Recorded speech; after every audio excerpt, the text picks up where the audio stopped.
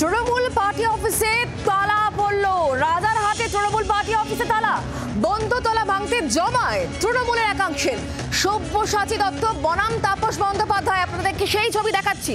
দেখো, এই যে তালা পড়েছে, তালা ভাঙার চেষ্টা করা হচ্ছে, খোলার চেষ্টা করা হচ্ছে। কোথাও দেখা যাচ্ছে পার্টি অফিস দখল হয়ে যাচ্ছে, আবার কোথাও দেখা যাচ্ছে পার্টি অফিসে তালা ঝুলিয়ে দেওয়া হচ্ছে।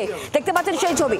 সব্যসাচী দত্ত বনাম তাপস চট্টোপাধ্যায়ের যে দ্বন্দ্ব, সেই দ্বন্দ্বর ফলাফল কি এটাই কি সেটা প্রমাণিত হচ্ছে? আপনাদেরকে যে ছবি এই মুহূর্তে দেখাচ্ছি, দ্বন্দ্ব এড়াতে এই মুহূর্তে একটা তত্ত্ব খাড়া করা হচ্ছে। সেটা কি তত্ত্ব? ভুলের তত্ত্ব। তৃণমূল কর্মীদের একাংশ এখন এই কথাই বলছেন, কিছু দিয়ে তো ব্যালেন্স করতে হবে। এটা হলো ব্যালেন্সের রাজনীতি। দ্বন্দ্ব, সেই দ্বন্দ্ব এড়াতে ভুলের তত্ত্ব খাড়া করা হচ্ছে তৃণমূল কর্মীদের তরফ থেকে।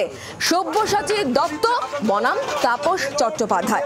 আমরা বিষয় নিয়ে আরো জানবো, কথা বলবো।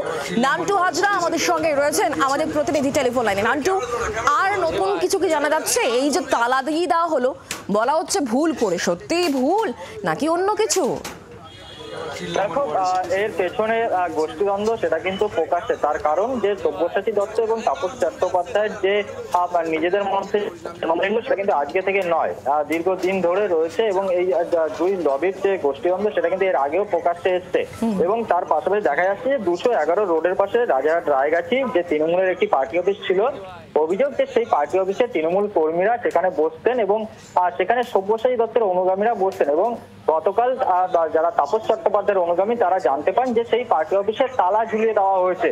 এবং তারপরেই গতকাল রাতে তাপস চট্টোপাধ্যায়ের যারা অনুগামী এবং খুব ঘনিষ্ঠ কল্যাণ লোধ, তিনি এবং তৃণমূল কর্মীরা তারা সেই পার্টি অফিসের সামনে যায় এবং সেই তালা ভাঙার চেষ্টা করে। তাদের যেটা বক্তব্য যে কেন এই পার্টি অফিসে তালা ঝোলানো হবে, সেই দাবিকে সামনে রেখেই তারা যায় এবং সেই তালা ভাঙার চেষ্টা করে। এবং যদিও পরবর্তীতে সেই তালা ভাঙেনি এবং তারা জানতে পারে যে ব্লক সভাপতি প্রবীর কর তার কাছে চাবি রয়েছে এবং সকালে চাবি দিয়ে দেওয়া হবে এবং তারপরেই তারা চলে যায়। তবে এই ঘটনায় কিন্তু প্রকাশ্যে তৃণমূলের গোষ্ঠীদ্বন্দ্ব সেটা কিন্তু আবার সামনে এলো।